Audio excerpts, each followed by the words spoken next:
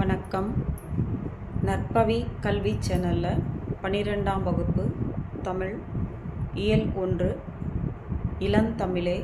ஆசிரியர் சிற்பி பாலசுப்ரமணியம். தமிழ் மொழி தான் நம்மளுடைய அடையாளம். அது பண்பாட்டினுடைய நீட்சி. அது தோன்றிய காலத்திலிருந்து மக்களால் பேசப்பட்டு எழுதப்பட்டு உயிர்ப்போடும் இளமையோடும் இருப்பது. இன்னைக்கும் தமிழ்மொழியின் புகழ் எல்லா திசைகளிலும் இயங்குகிறது.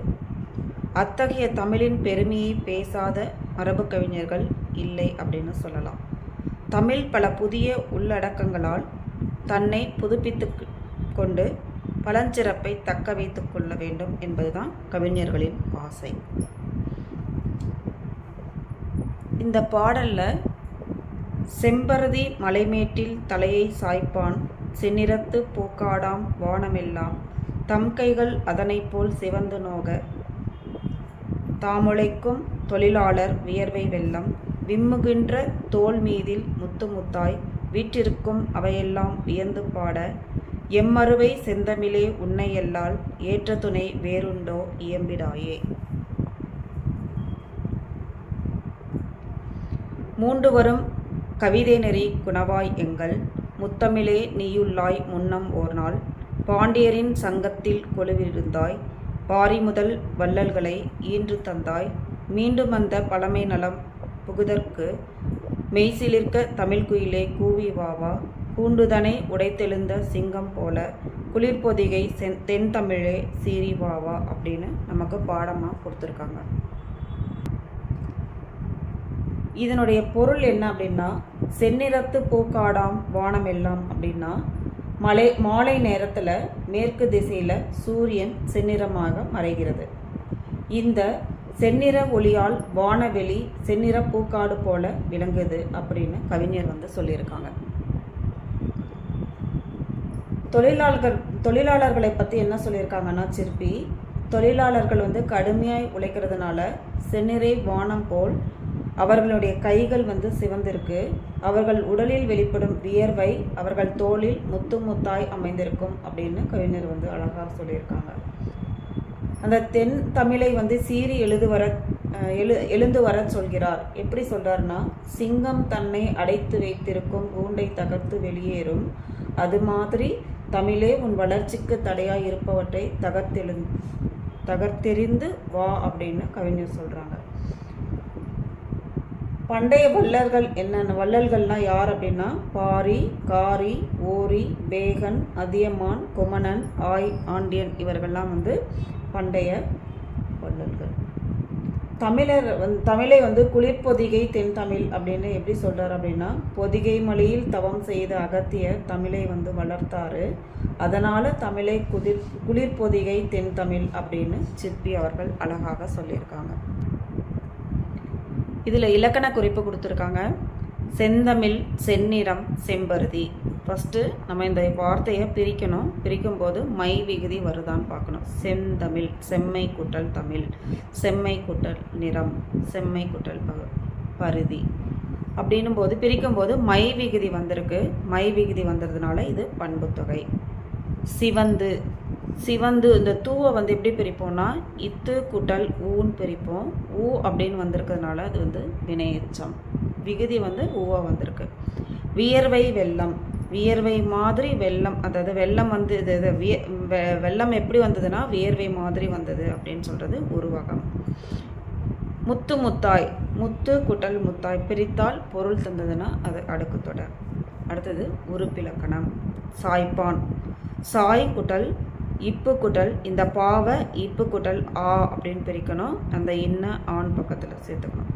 அப்போ சாய் குட்டல் இப்பு குட்டல் ஆண். சாய் பகுதி, இப்பு சந்தி, எதிர்கால இடைநிலை, ஆண் ஆண் படற்கை ஆண் பால் வினைமுற்று விகுதி. அடுத்தது விம்முகின்ற.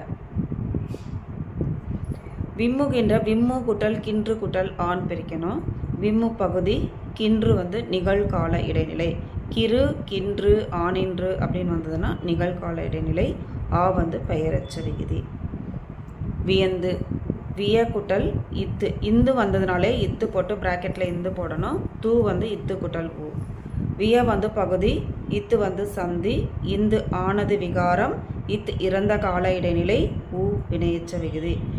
இடைநிலையெல்லாம் இறந்த கால இடைநிலை எதெல்லாம் வரும் அப்படின்னா இத்து, இட்டு, இரு, இன்னு இதெல்லாம் வந்ததுன்னா இறந்த கால இடைநிலை. அடுத்தது இருந்தாய். இருந்தாய் எப்படி பிரிப்போம்? இரு கூட்டல் இத்து பிராக்கெட்டில் இந்து, இத்து கூட்டல் ஆய். இந்த தாவை வந்து இத்து கூட்டல் ஆண் பிரிப்போம், அதோட ஈ சேர்த்துப்போம். இரு பகுதி, இத்து சந்தி, இத்து இந்தானது விகாரம், இத்து இறந்த கால இடைநிலை, ஆய் வந்து முன்னிலை ஒருமை வினைமுற்று விகுதி. புணர்ச்சி விகுதி.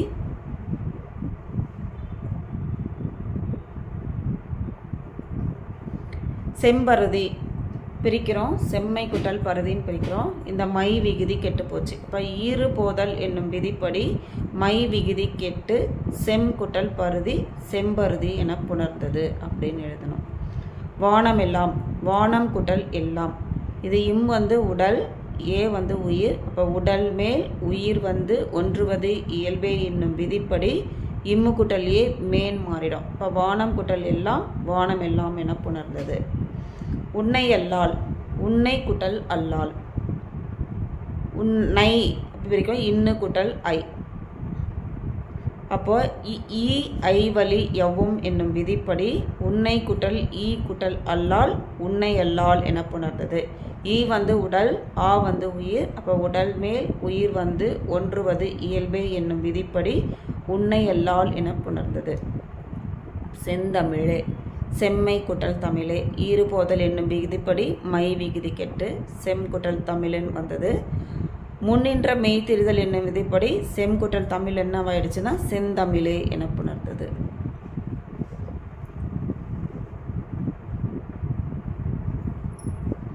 அடுத்தது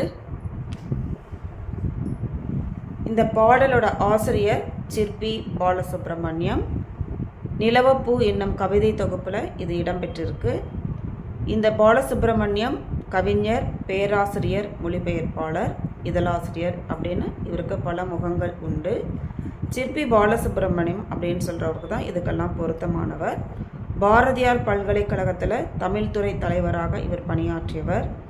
இவர் வந்து ஒரு கிராமத்து நதி என்னும் கவிதை நூலிற்காக, அதாவது மொழிபெயர்ப்புக்காகவும் கவிதை நூலுக்காகவும் இவருக்கு 2 முறை சாகித்ய அகாடமி விருது கொடுக்கப்பட்டது. இவருடைய கவிதைகள் ஆங்கிலம், கன்னடம், மலையாளம், மராத்தி, இந்தி ஆகியவற்றில் மொழிபெயர்க்கப்பட்டுள்ளது. இவர் எழுதிய கவிதை நூல்கள் ஒளிப்பறவை, சர்பயாகம், சூரிய நிழல், ஒரு கிராமத்து நதி, பூஜ்யங்களின் சங்கிலி.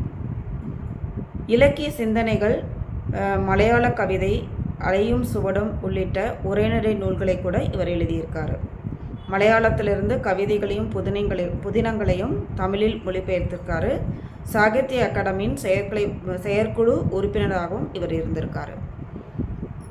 நன்றி. வாழ்க வளமுடன். இந்த வீடியோ உங்களுக்கு பிடிச்சிருந்ததுன்னா லைக் பண்ணுங்கள், ஷேர் பண்ணுங்கள், உங்கள் ஃப்ரெண்ட்ஸுக்கு ஃபார்வர்ட் பண்ணுங்கள். தேங்க்யூ.